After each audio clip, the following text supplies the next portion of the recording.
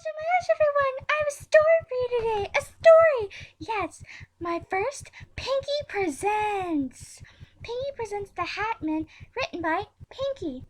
Well, not by me, by my friend, which is me. Yay! So, let's get on with the story. Let me give you the premise, because it's an awesome story. Written by me, of course! Pinkie Pie! Pinkamena, maybe. Yes, that's it. Well, the story's about this little girl who, actually, she's like 16 or 17, and she's a freak like me, and she has visions, and this guy comes, and she's her uncle, and, well, you'll see. I'm gonna read it in a nice tone so everyone can get with the program. So, let's start. Yay! Pinkie presents the Hat Man. Pinkie presents the Hat Man. One night I was sleeping soundly in my old bed in a new house when I heard a noise. I woke up and searched for the noise. I found nothing, so I went back to sleep. The next morning I found my dog staring out the window at the cemetery across the street. I found it very interesting, but worrisome. I was the only one in the house who believed in the supernatural. My older half-sister was the bossy, popular blonde. Mom was the working kind, Dad was dead, and I was the red-headed freak of the family. That night at dinner, my sister was texting her new and old friends about stupid girl shit. Stuff. And Mom went on about her new job that paid more than the last one. I was quietly listening to Mom. Meg, are you even listening to me? Mom scorned. Yeah, Mom, my sister said back. I knew she wasn't listening. They yelled at each other for a few minutes, but I could not help but see a new shadow in the room. Suddenly, the doorbell rang. Ding, ding, ding, ding, ding, ding. I got up and answered the door. A tall man in all black clothes and a big floppy top hat, was standing on the stoop. Yes? I asked the man at the door. Yes, I'm looking for an Ember Bones, he said in a deep voice. That's me. What do you need? I raised an eyebrow. May I talk to your mother, please? He asked. Sure. I called for my mom, and she told me to go back inside. As she spoke to the man with the big hat, my sister called me a freak and went to her room. Mom came to the room with the strange man with an even stranger look on her face. Ember, this is your uncle, Mom said. We shook hands, and my uncle told us that he was my dead father's brother.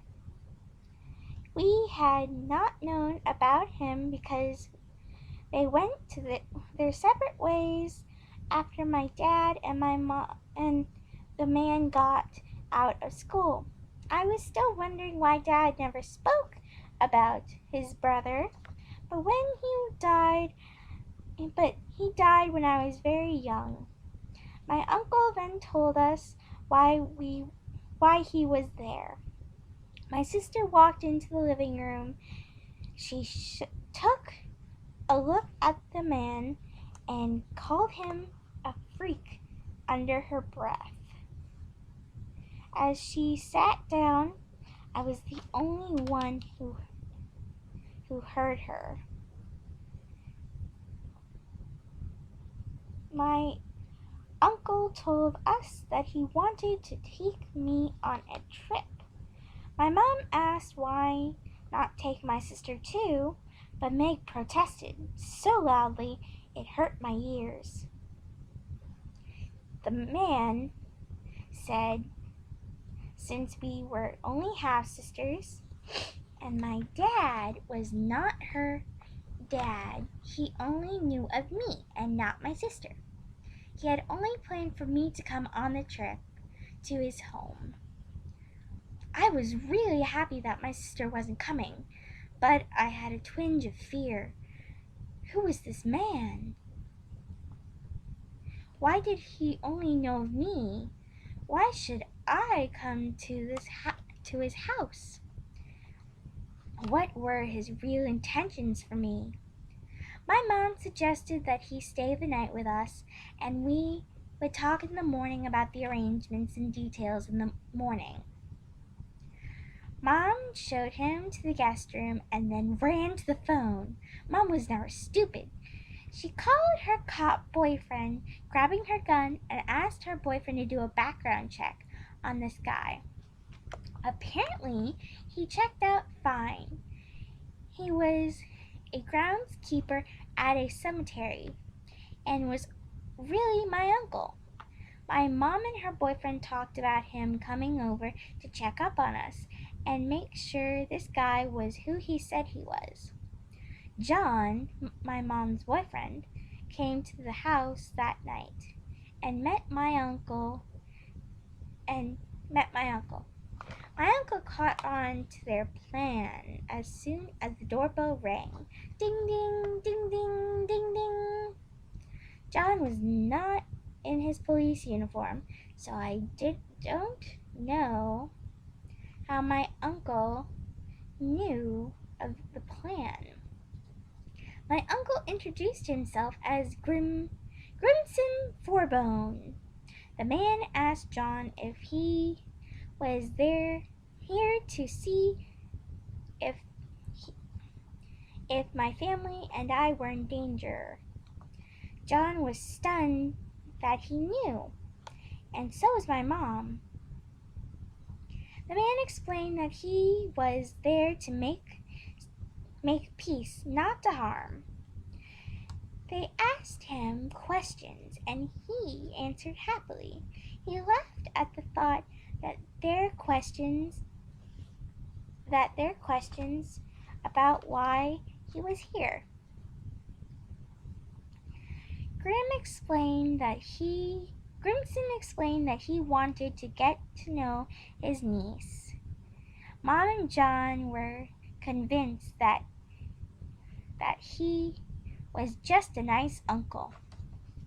I was listening from the kitchen when I heard my name coming from the bathroom. I walked in only to find my reflection spoke. Do you trust him, Ember? Do you trust him, Ember? It whispered in a soft, slithering tone. I don't know. Do you? I asked. No, you fool. Don't trust him, she insisted. What should I do then? I was worried now. Do what you always do, she hissed. No, please don't. I don't want to, I screamed. It felt like knives stabbing me in the stomach. I said no. I punched the mirror and the glass came crashing down. I heard my name being called. I opened my eyes. I was still in the kitchen on the floor, passed out, and I had a bad vision. This is normal for me, but how could anyone say it's normal? My mom found me on the floor. She held me and asked if I had had a mental break from reality. I said yes. We walked into the living room, and as though the man knew I had had my mental break, he was talking to John about his medical degree. Mom told the man about my problem and said if he could help me. I hated when my mom told people about my issues. They, they give me stares of concern, like they really know what's wrong with me. Like they can help. They couldn't. I guess things were settled that I was going to live with my uncle for the summer. I didn't protest. I just said good night and went upstairs to my room. The next morning, I went downstairs and found Mom talking to my uncle, but my sister was out with her friends. And that day at school was the last, so I had time to talk to my friends about the strange man. When I got to school, they had skipped class though, so I was lonely all day. But I didn't mind. But I needed someone to talk to. When I got home from school, my uncle was reading on the couch. "Where's Mom?" I asked. "She is at the store," he said, not looking up from his book. "So you're my uncle?" I said inquisitively. "Yes, I am," he said quietly. I sat down across from him, wondering what to say next. I guess I was quiet too long because he looked up at me, and even though that the hat blocked his eyes, I could feel his stare. Yes, he asked. "I'm just wondering why you only want me to come live with you instead of both me and my sister," I said rather quickly.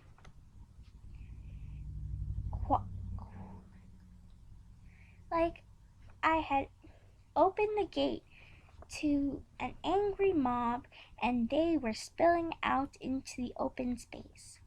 "Between you and me, your sister is attached to two things: her phone and herself. She already thinks I'm a freak.